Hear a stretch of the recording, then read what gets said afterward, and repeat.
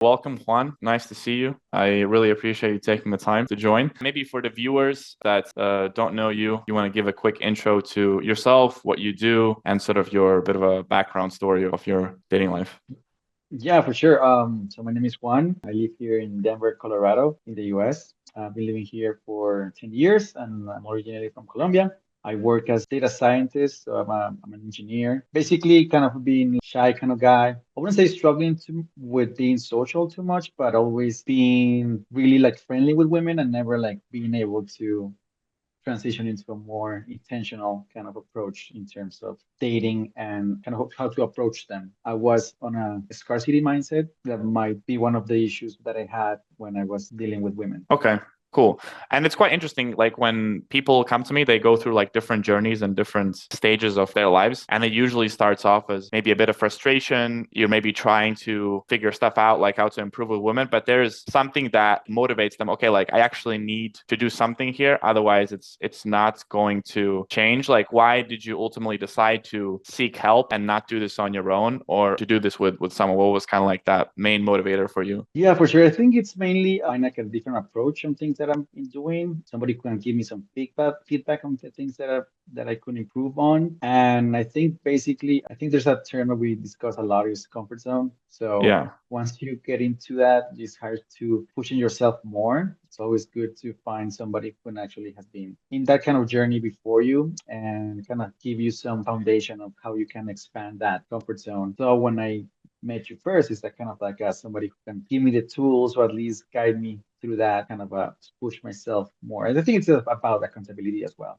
I think a lot of guys in the same situation, they do want it. And I think it's in terms of like wanting that, they do really want it, but sometimes it's really hard for them to us like to Push kind of over. jump that barrier, going a little bit further down on the things that you want to do. Okay, interesting. And it's interesting you mentioned this term comfort zone because if we go back to the first, so for the viewers that don't know, obviously you're one of the people that I worked remotely online. So we kind of did a few sessions, Zoom covering the basics and the theory and a lot of the theoretical stuff. And then you actually went out to approach women in real life while we were on a phone call. And comfort zone is quite an interesting term here because I remember back in the first sessions that it was quite a lot about sorry comfort zone. Like you even told me, like, I don't know if I can actually do this. Like, I don't know if I can actually go out and talk to in real life. Can Yeah. you describe a bit those moments or how did it feel like? Yeah, for sure. About all this workflow that we had was that at least we can establish a couple of like foundational things. You have to dig deeper on yourself in order just to show yourself to the world. So I think it's always like a needed first step to realize who you are, that you feel good with yourself. There's another word that we discuss a lot is resistance. So you're gonna be feeling a lot of resistance while you're doing these activities. But I think what is interesting is going in you in the phone and me going around trying to approach women, we start for like a single step and then we you kind of build up that confidence and kind of realizing that it's not difficult as you think it is because again you get it into your head and actually while you're doing that you're gonna feel more resistance. I think you're gonna be experimenting that gradually resistance coming in as you increase the difficulty of these challenges, but I think the reward is kind of worth it. Yeah, I think it's quite interesting because I think when it comes to dealing with approach anxiety and dealing with stuff like this, you kind of have to take things gradually. And a lot of people are either very impatient, so they want to get results right away. So the first week or the second week. And also maybe sometimes they don't have the vision of how doing what we did the first week or the second week, where you're just literally going out there and maybe asking for directions, asking for time, being able to even interact with other human beings that you don't know, and how that like week over week, if you do that consistently, how that impacts and kind of like the effects snowball, right? Because I think for you, what was quite fun is that the things that you felt like you couldn't do in week one, then week four, maybe you were already doing it on your own as the homework. And then each time I can push you a bit more and more and more. And then, you end up with in the last weeks where you're actually going out and flirting with girls. In the week one, you're like, I don't even know if I can talk to other human beings. Yeah, and I think it's not even like even girls. Like I think we started just talking to people in general. I feel like right now I have become really even more social. I think I even increased my group of friends, and I think I can just go and talk to almost anybody without like having that sense of like I'm gonna be rejected. I think initially when I'm approaching women is that I was expecting like, hey, this is not goes right, and that kind of like pressure of like I think it's even just looking seeking for validation. That's something you don't need to do. Now I can try to approach somebody without any intention, just for the sake of saying hi. Or if she's really attractive, I had to say hi to her. It doesn't matter what happens at the end. Yeah, awesome. And then also sometimes people they look at what we do and essentially, oh, you're just approaching women on the streets, you're trying to get dates there, but they don't see maybe like the bigger picture. Because for you, what was interesting that you were telling me that you're meeting women in real life, but also the confidence and the social abilities that you gain in these interactions, you can then use in other parts of your life. And specifically with dating, you told me that you dated a girl, like even more normal situations in a bar, you have more intent, you know what to do, you know how to flirt. In meetup events, you can also take advantage of those situations that you didn't do before. So it's not just approaching the girl on the street. I mean, that is good if you can do that and get a date, but then also that translates into other parts of your life. Yeah, for sure. What I can see is that the women look at you with a different like vibe, right? More like on a friendly kind of vibe. This is more like a more intentional, I like you kind of vibe. I don't think a lot of people are doing that anymore from my experience is. And that's why it's kind of like baffling because at the end, women say, wow, nobody has approached me like this in a long time. And then you can even get numbers. Sometimes they text you back. Sometimes I go on a date on Saturday with a girl. You're building that confidence shows back something that women can feel. In my case, I was always being really friendly and I feeling like, okay, being the nice guys that were gonna help me. Just switch that mindset into a more assertive, even the tone, the way, the eye contact. Yeah, because it was cool when you started to get initial results and even outside sort of like, okay, we would do these sessions.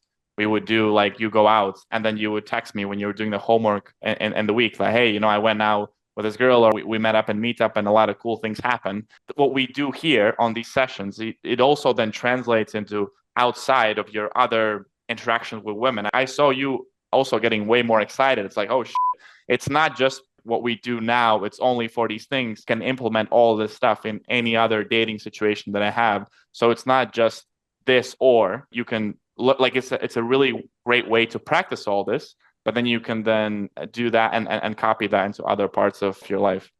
Yeah, So I think that the way I see this is that the type of coaching that you do and we do and how we work together, I feel it's just building a habit. It takes some time to build a habit. It's like you don't go to the gym like once a week to and expect to keep going for a long time. yeah. I think this is the perfect first step to actually start building that foundation towards a more long-term process, right? Before I was watch videos, read books, a bunch of things, but with you, we translate that into action Yeah, I think a lot of guys that were waiting for that perfect moment. for Yeah, sure. And I think there's there's never a perfect moment. Obviously, again, also like I'm an analytical guy, so I think you overthink things a lot and just waiting for this, for that, all the variables. She's walking, she doesn't want to talk to anybody. You start assuming a bunch of things, but once you're kind of acting, that all those assumptions kind of like they don't even hold a lot. And if they hold and she didn't want to talk to anybody, well, at least I tried it. That's the whole thing. Yeah, makes sense.